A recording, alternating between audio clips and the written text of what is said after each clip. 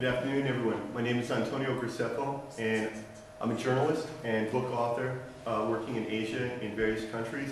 I write a lot about ethnic minorities.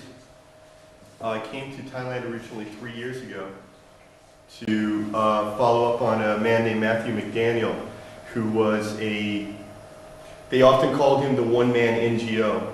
He had been living among the Akha. He's an American. He'd been living among the Akha for 13 years. And he spoke Akha language fluently, and he was working as sort of an activist for the Akha people. I contacted him by email, and I went to work there as a volunteer and to document the situation of the Akha. And what I learned about the Akha is that they seem to be a people who are living in a very precarious balance. We look at an ecosystem, say in the jungle. We have small animals eat the plants, the big animal eats the small animal, the people eat the big animal, the people die and our bodies become the food for the plants, and we have an ecosystem. And if we take a cobra and we release a cobra in the United States, suddenly our ecosystem is destroyed. One change destroys everything in the ecosystem. It's a delicate balance. What I found about the Akha was that the way that they were living was very much in commune with nature and very similar to an ecosystem. Everything in the village had to fit together almost mathematically. One unmarried woman in the village, the addition of one unmarried woman or one unmarried man, or the addition of anything new could throw everything out of balance and create sort of a domino effect that destroys everything. Now, we've seen a lot of challenges to the culture, to preserving the culture of the Akha, but many of these challenges actually even carry over into preserving the lives of the Akha, that it actually puts the people's lives at risk.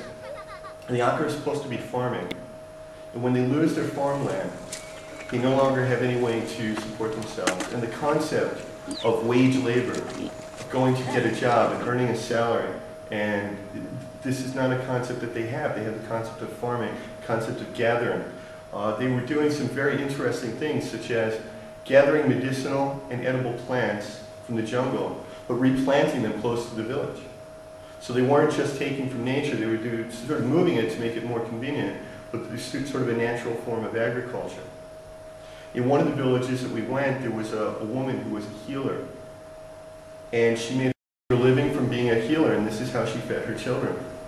When the village became Christianized, the Christians told her, you can no longer be a healer. And suddenly you have someone who cannot earn a living anymore. So what happens? Domino effect, her children don't have food, she doesn't have food, and it causes problems all through the village. Matthew McDaniel was passionate about what he was doing. Many observers felt he was often misguided in what he was doing. Some people felt that he brought more problems than good. He did, as he was in the jungle, and he's the one who originally brought me there. And in that village, in Matthew's village, is where I actually met Dave for the first time. 3 years ago, Dave was there on a film project, and I was there writing articles. During the course of our visit with McDaniel, he took us to many villages to show us the problems that people were facing in various places. Common problems were the Christianization of villages was destroying. There were villages that were completely destroyed because half the village became Christian and half did not, and then they no longer could work together. And in a society where they have to have division of labor, suddenly certain jobs are not being done on this side of the village or not on that one. This one's not talking to that one. It also reduced the pool in which they could marry, which then creates other problems. Some of the Christian families would send their children to mission schools outside of the village. They would become Thaiized. They would not want to return to the village. What we also saw, and because I have a background in education and I'm very concerned about educational development, is that the education that's often being offered to the tribal people is not something that would actually allow them to earn a living. It's that they teach them Thai or they teach them English. They've learned enough that they don't want to go back to the jungle and be farmers, but they don't have any sort of skill to stay in the city and get a job in a factory or become a computer programmer or something. And suddenly you have this child who is half educated and no longer belongs to his own people, doesn't belong to the local people, and what's to become of this child. And this is a common problem I've seen again, I've seen it in every country that I've been in.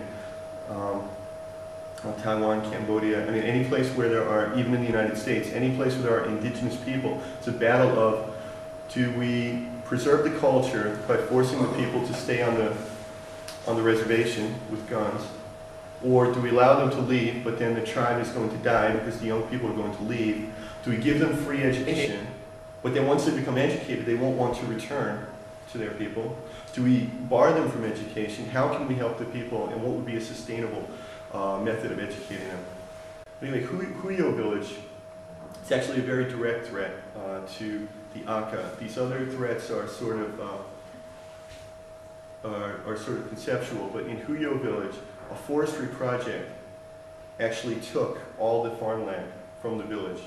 And the village no longer has any farmland. And the forestry project is now growing flowers, I believe. Flowers or fruit? Flowers. Flowers. Both, yeah. It's Flowers and fruit on the land. And the people in the village have no land. So they have nowhere to grow food. They don't have ID cards, so they can't leave the village to work. And even if they did, that would still destroy the village because they would all leave to go work. They have no ID card, they're stuck in the village, they have no food. At the time we were there, I asked the headman, I said, what is your plan? And he just looked at me like I was crazy. Plan? I said, I don't have a plan, we're going to die. That's what he said to me. He said, we have enough rice in reserve to last about 3 months, and after that, he didn't know what they were going to do.